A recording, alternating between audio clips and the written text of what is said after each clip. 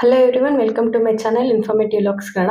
Last ವಿಡಿಯೋಲಿ ನಾನು upload ಮಾಡಿದ್ದು ರಿಲೇಟೆಡ್ ಟು ಅದೇ ಕಂಪೇರ್ ಮಾಡಿ ಯಾವ ರೀತಿ ನೋಡ್ತಾರೆ ಕಸ್ಟಮರ್ಸು, ಆರ್ಡರ್ಸ್ ಯಾವ ರೀತಿ ನಮಗೆ ಕಡಿಮೆ ಆಗುತ್ತೆ ಅಥವಾ ಯಾವ ರೀತಿ ನಾವು ಆರ್ಡರ್ಸ್ನ ಜಾಸ್ತಿ ಮಾಡ್ಕೋಬೇಕು ಥ್ರೂ ಫೋಟೋ ಅನ್ನೋದು ನಾನು ಹೇಳಿದ್ದೆ.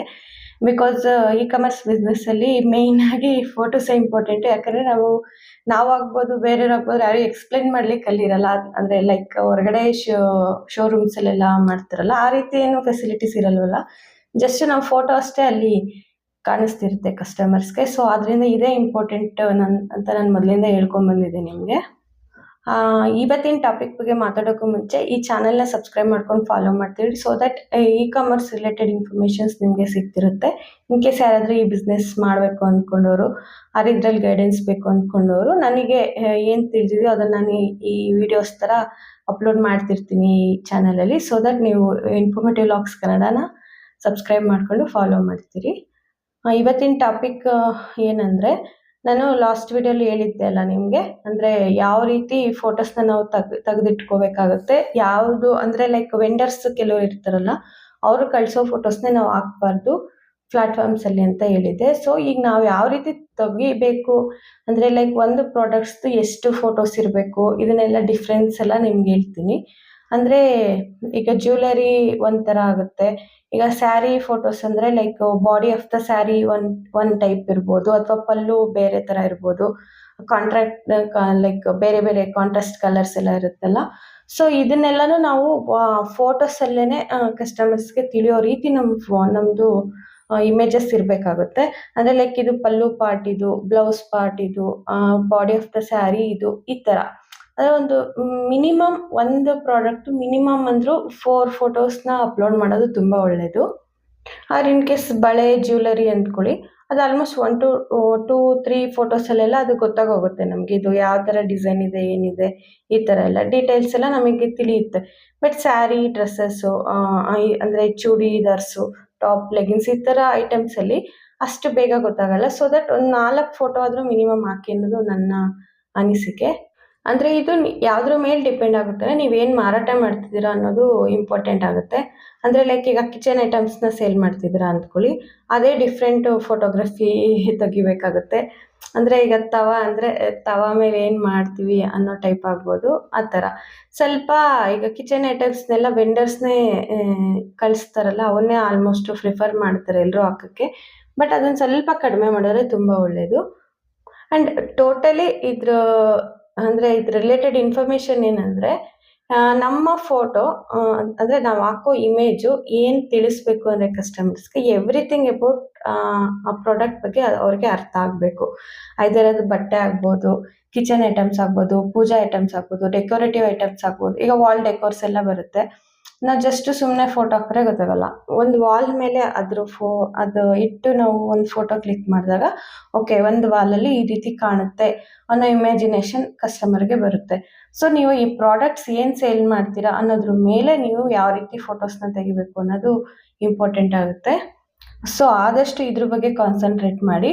ಯಾಕಂದರೆ ಇದು ಸ್ವಲ್ಪ ಅಂದರೆ ನಮ್ಗೆ ಹೆಕ್ಟಿಕ್ ಅನಿಸುತ್ತೆ. ಹೌದು, ಎಷ್ಟೊಂದು ಪ್ರಾಡಕ್ಟ್ಸ್ನ ಸೇಲ್ ಮಾಡ್ತೀವಿ, ಈಗ ಒಂದು 100 ಸ್ಯಾರೀಸ್ ತರಿಸಿರ್ತೀರ ನೀವು. ಒಂದೊಂದು ಡಿಫ್ರೆಂಟ್ ಡಿಸೈನ್ನಲ್ಲಿರುತ್ತೆ, ಬೇರೆ ಬೇರೆ ಪ್ಯಾಟ್ರನ್ನಲ್ಲಿರುತ್ತೆ. ಸೊ ಅದ್ರದ್ದು body of the sari, pallu, blouse, ಅದು ಇದು ಎಲ್ಲನೂ ಒಂದೊಂದು ಫೋಟೋ ಅಂದ್ರೆ ಅದೇ ತುಂಬ ಒಂದು 1000ವರೆಗೂ ಹೋಗ್ಬಿಡುತ್ತೆ. ಒಂದರಲ್ಲಿ 4 ಫೋಟೋ ಅಂದರು ಈ ಥರ ಆಗೋಗ್ಬಿಡುತ್ತೆ. ಸೊ ಅದನ್ನು ನೀವು ಸ್ವಲ್ಪ ಕಾನ್ಸಂಟ್ರೇಟ್ ಮಾಡಿ ಆ ಫೋಟೋನ ನೀವು ತೆಗೆದಿಟ್ಕೋಬೇಕಾಗುತ್ತೆ. ಬಟ್ ಇದರಲ್ಲಿ ಒಂದು ಅಡ್ವಾಂಟೇಜ್ ಅಂದರೆ, ಈಗ ಸಪೋಸ್ ಒಂದು ಸ್ಯಾರಿ ಅಂದ್ಕೊಳ್ಳಿ, ಅದರಲ್ಲೂ ಡಿಫ್ರೆಂಟ್ ಕಲರ್ಸ್ ಇರುತ್ತೆ. ನೀವು ಒಂದು ಸ್ಯಾರಿ ಫೋಟೋ ಒಂದು 5 ಈ ಟೈಪ್ಸ್ ತೆಗೆದ್ಬಿಟ್ಟು same pattern but different colours ಅಂತ ಆ್ಯಡ್ ಮಾಡ್ಬೋದು.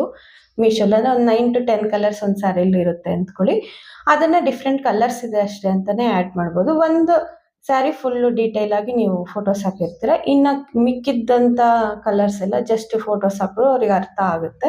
ಬಟ್ ಎಲ್ಲವೂ ಇದೇ ರೀತಿ ಹಾಕೋದ್ರಿಂದ ಇನ್ನೂ ತುಂಬ ಒಳ್ಳೆಯದು, ಆರ್ಡರ್ಸ್ ಜಾಸ್ತಿ ಬರುತ್ತೆ ಅಂತ ಅಷ್ಟೇ. ಆ್ಯಂಡ್ ಇನ್ನೊಂದು ಇಂಪಾರ್ಟೆಂಟ್ ಥಿಂಗ್ ಅಂದರೆ, ಫೋಟೋಸ್ನ ತೆಗಿಬೇಕಾದ್ರೆ ಆದಷ್ಟು ಸ್ವಲ್ಪ ವೈಟ್ ಬ್ಯಾಕ್ಗ್ರೌಂಡಲ್ಲಿ ಇರೋ ಥರ ನೋಡ್ಕೊಳ್ಳಿ. ಅವಾಗ ಸ್ವಲ್ಪ ಡೀಟೇಲಿಂಗ್ ಎಲ್ಲ ಚೆನ್ನಾಗಿ ಕಾಣುತ್ತೆ ಫೋಟೋಸ್ದು. ನಾನು ನಿಮಗೆ ಆ್ಯಡ್ ಮಾಡಿ ತೋರಿಸ್ತೀನಿ ನನ್ನ ಐಟಮ್ಸ್ ಯಾವ ರೀತಿ ನಾನು ಫೋಟೋಸ್ನ ತೆಗಿತೀನಿ ಅಂತ. ಸೊ ನಿಮ್ಗೊಂದು ಕ್ಲಾರಿಟಿ ಬರುತ್ತೆ. ಅಂಡ್ ಅಂದ್ರೆ ಈಗ ಲೈಕ್ ಗೋಡೆ ಸ್ಕ್ರೀನ್ ಸ್ವಲ್ಪ ವೈಟ್ ಬ್ಯಾಕ್ಗ್ರೌಂಡ್ ಅಲ್ಲಿ ಈ ತರ ಇಟ್ಬಿಟ್ಟು ಫೋಟೋಸ್ನ ತೆಗೆಯೋದು ತುಂಬಾ ಉತ್ತಮ. ಅಂಡ್ ಈವನ್ ಅಮೆಜಾನ್, ಫ್ಲಿಪ್ಕಾರ್ಟಲ್ಲಿ ಗೊತ್ತಿಲ್ಲ, ಅಮೆಜಾನಲ್ಲಿ ಮಾತ್ರ ಓನ್ಲಿ ವೈಟ್ ಬ್ಯಾಕ್ಗ್ರೌಂಡ್ ಇರೋವಂಥದ್ದೇನೆ ಅವರು ಪ್ರಿಫರ್ ಮಾಡೋದು. ಅಂಡ್ ಇಲ್ಲಾಂದರೆ ಅಪ್ರೂವಲ್ಲೇ ಆಗಲ್ಲ. ಈ ಮೀಶೋಲ್ಲಿ ಆ ಥರ ಪ್ರಾಬ್ಲಮ್ ಇಲ್ಲ, ಇದು ಅಪ್ರೂವಲ್ ಆಗಲ್ಲ ಆ ಥರ ಏನಿಲ್ಲ, ಬಟ್ ಆಗುತ್ತೆ. ಆದರೆ ಈಗ ಅಮೆಜಾನ್ ಪ್ಲಾಟ್ಫಾರ್ಮಲ್ಲಿ ನೀವು ಫೋಟೋಸ್ನ ಅಪ್ಲೋಡ್ ಮಾಡಬೇಕು ಅಂದರೆ ಮಸ್ಟ್ ಆ್ಯಂಡ್ ಶುಡ್ ಅದು ವೈಟ್ ಬ್ಯಾಕ್ಗ್ರೌಂಡಲ್ಲೇ ಇರಬೇಕು. ಸೊ ನಾವು ಒಂದಕ್ಕೋಸ್ಕರ ತೆಗೆದು ಇನ್ನೊಂದಕ್ಕೆ ಬೇರೆ ಬೇರೆ ಥರ ಫೋಟೋಸ್ನ ಬೇಕಾಗುತ್ತೆ ಅನ್ನೋದಾದರೆ ನಮ್ಮದು ಟೈಮ್ ವೇಸ್ಟ್ ಅಲ್ವಾ. ಸೊ ಎಲ್ಲದೂ ಒಂದೇ ರೀತಿ ತೆಗೆದಿಟ್ಕೊಳ್ಳಿ, ಎಲ್ಲದಕ್ಕೂ ಅದೇ ಫೋಟೋಸ್ನ ಅಪ್ಲೋಡ್ ಮಾಡಿ ಅಂತಲೇ ನಾನು ಹೇಳೋದು. ಒಂದೊಂದಕ್ಕೆ ಒಂದೊಂದು ಥರ ತೆಗೆದುಕೊಂಡು ಕೂತ್ಕೊಂಡ್ರೆ ಅದು ನಮಗೆ ಟೈಮ್ ವೇಸ್ಟು. ಸೊ ಈಗ ನಾನು ಏನು ಮಾಡ್ತೀನಿ ಅಂದರೆ, ನನಗೆ ವೆಂಡರ್ಸಿಂದ ಅಂದರೆ ಲೈಕ್ ಲಾಸ್ಟ್ ವೀಡಿಯೋಸಲ್ಲಿ ಹೇಳಿದ್ದೆ ನಾನು ಈ ರೀತಿ ಫೋಟೋಸ್ನ ಯಾಕೆ ಅಪ್ಲೋಡ್ ಮಾಡಬಾರ್ದು ಅಂತ. ನನಗೆ ಯಾವ ರೀತಿ ಬಂದಿದೆ ಅವು ಅಂತಲೂ ಫಸ್ಟು ಇದನ್ನು ಶೇರ್ ಮಾಡ್ತೀನಿ ನೋಡಿ ಫೋಟೋಸು. ನೋಡಿ, ಈಗ ನನಗೆ ವೆಂಡರ್ಸಿಂದ ಬಂದಿರೋಂಥ ಫೋಟೋಸು. ಇದರಲ್ಲಿ ನನಗೆ ಯಾವುದಾದ್ರೂ ಇಷ್ಟ ಆದರೆ ನಾನು ಸೆಲೆಕ್ಟ್ ಮಾಡಿಕೊಂಡು ಅವ್ರಿಗೆ ಆರ್ಡರ್ ಮಾಡ್ತೀನಿ, ಮನೆಗೆ ಬಂದ್ಬಿಡುತ್ತೆ ಅದು. ಸೊ ಇದು ಸ್ವಲ್ಪ ಸಿನಿಮ್ಯಾಟಿಕ್ ವೇಲಿ ಅಂದರೆ ಬ್ಯಾಕ್ಗ್ರೌಂಡು ಅದು ಇದು ಎಲ್ಲ ಸೆಟ್ ಮಾಡಿ ಅವ್ರು ಫೋಟೋಸ್ ತೆಗೆದಿರ್ತಾರೆ. ಇದನ್ನ ಹಾಕಿದ್ರೆ ನಿಜವಾಗ್ಲೂ ತುಂಬಾ ಚೆನ್ನಾಗಿರುತ್ತೆ. ಬಟ್ ನಾನು ಲಾಸ್ಟ್ ವಿಡಿಯೋಲಿ ನಿಮ್ಗೆ ಎಕ್ಸ್ಪ್ಲೈನ್ ಮಾಡಿದ್ದೆ ಈ ರೀತಿ ಹಾಕಿದಾಗ ಏನಾಗುತ್ತೆ ಅಂತ. ಇದನ್ನೇ ಒಂದು 20 ಮೆಂಬರ್ಸ್ ಹಾಕಿದ್ರೆ ಆ ಪ್ರೈಸ್ನ ಕಂಪೇರ್ ಮಾಡ್ಕೊಳ್ಳಬಹುದು ಅನ್ನೋ ಒಂದು ಕಾರಣಕ್ಕೆ ನಾನು ಇದನ್ನು ಅಪ್ಲೋಡ್ ಮಾಡಲ್ಲ ಮೀಶೋಲ್ಲಿ. ಸೊ ಈ ರೀತಿ ನೀವು ಮಾಡ್ಕೋಬೇಡಿ ಅಂತ ಹೇಳ್ತೀನಿ. ನೋಡಿ ಎಷ್ಟು ಚೆನ್ನಾಗಿದೆ ಫೋಟೋಸು, ಬಟ್ ಇದು ನಮಗೆ ವರ್ಕ್ ಆಗಲ್ಲ. ಸೊ ನೋಡಿದ್ರಲ್ಲ, ಇದು ನನಗೆ ಅವರು ಸೆಂಡ್ ಮಾಡಿರೋವಂಥದ್ದು. ನಾನು ಇದರಲ್ಲಿ ಕೆಲವು ಇಷ್ಟ ಆಗಿದ್ದು ನಾನು ಹಂಗೆ ಮನೆಯಲ್ಲೇ ಕೂತು ಆರ್ಡ್ರ್ ಮಾಡ್ಕೊತೀನಿ, ಆ ಪೇಮೆಂಟ್ ಎಲ್ಲ ಆಗುತ್ತೆ, ಅವ್ರು ನನಗೆ ಮನೆಗೆ ತಲುಪಿಸ್ತಾರೆ. ಇದನ್ನು ನಾನು ಮೀಶೋ ಆ್ಯಪಲ್ಲಿ ಅಪ್ಲೋಡ್ ಮಾಡೋದ್ರಿಂದ ಕೆಲವು ಆರ್ಡರ್ಸ್ನ ಕಡಿಮೆ ಆಗೋ ಚಾನ್ಸಸ್ ಇದೆ. ಬಿಕಾಸ್ ನಾನು ಲಾಸ್ಟ್ ವಿಡಿಯೋಲ್ಲಿ ಎಕ್ಸ್ಪ್ಲೈನ್ ಮಾಡಿದಂಗೆ ವಿತ್ ಸ್ಕ್ರೀನ್ ರೆಕಾರ್ಡ್ ಹಾಕಿ ಎಕ್ಸ್ಪ್ಲೈನ್ ಮಾಡಿದ್ದೆ ನೋಡಿ ನಿಮಗೆ, ಈ ರೀತಿ ಫೋಟೋಸ್ನ ಹಾಕೋದ್ರಿಂದ ಏನು ಪ್ರಾಬ್ಲಮ್ ಬರ್ಬೋದು ನಮಗೆ ಅಂತ. ಸೊ ಆ ರೀತಿ ಆಗದಲ್ಲೇ ಸೇಮ್ ಎಗೇನ್ ನಾನು ಇವನ್ನೇ ಯಾವ ರೀತಿ ಫೋಟೋಸ್ ತೆಗ್ದೀನಿ ಅಂತ ಈಗ ಒಂದು ಆ್ಯಡ್ ಮಾಡ್ತೀನಿ ನೋಡಿ ಫೋಟೋಸು. ನೋಡಿ, ಇವು ನಾನು ತೊಗೊಂಡಿರೋ ಫೋಟೋಸು. ಅಂದರೆ ಲೈಕ್ ನನ್ನ ಹತ್ರ ಸ್ಟಾಕ್ ಬಂದಮೇಲೆ ಒಂದೊಂದು ಬಳೆನೂ ಅಂದರೆ ಲೈಕ್ ಒಂದು ಸೆಟ್ನ ನಾನು ಈ ಥರ ಫೋಟೋಸ್ ತೆಗೆದಿಟ್ಕೊಂಡಿದ್ದೀನಿ. ನಾನು ವೈಟ್ ಬ್ಯಾಕ್ಗ್ರೌಂಡ್ ಅಂತ ಹೇಳಿದ್ನಲ್ಲ, ಡಿಫ್ರೆಂಟ್ ಟೈಪಲ್ಲಿಟ್ಟು ಒಂದು 3 to 4 ಫೋಟೋಸ್ನ ಈ ರೀತಿ ತೊಗೋಬೇಕಾಗುತ್ತೆ ನೀವು. ಈ ಥರ ಅಥವಾ ಕೈ ಹಾಕ್ಕೊಂಡು ಏನೋ ಒಂದು, ಬಟ್ ಆ ಡಿಸೈನು ನೀಟಾಗಿ ಕಾಣಬೇಕು. ಅದು ವೈಟ್ ಇದ್ದಾಗ ಸ್ವಲ್ಪ ಎನ್ಹಾನ್ಸ್ ಆಗುತ್ತಷ್ಟೇ ಅದು. ಸೊ ನಾನು ಅದಕ್ಕೆ ನಿಮ್ಗೆ ಹೇಳಿದ್ದು, ಈ ರೀತಿ ನೀವಾಗಿ ಓನಾಗಿ ತೊಗೊಂಡಾಗ ಸೊ ಅದನ್ನು ಪ್ರೈಸಸ್ ಕಂಪೇರ್ ಮಾಡೋ ಚಾನ್ಸಸ್ ಕಡಿಮೆ ಇರುತ್ತೆ. ಇದನ್ನು ಸರ್ಚ್ ಮಾಡಿದ್ರೆ ಬೇರೆ ಯಾವುದೂ ಸಿಗಲ್ಲ ನಿಮಗೆ, ಯಾಕಂದರೆ ನಾವು ಅಷ್ಟೇ ಫೋಟೋ ತೆಗೆದು ಹಾಕಿರ್ತೀವಲ್ವ, ಇದನ್ನೆಲ್ಲೂ ನಾವು ಬೇರೆ ಕಡೆ ಶೇರ್ ಮಾಡಿರಲ್ಲ. ಸೊ ಸ್ವಲ್ಪ ಸರ್ಚಲ್ಲಿ ಸಿಗೋದು ಕಷ್ಟ ಆಗುತ್ತೆ ಇದು.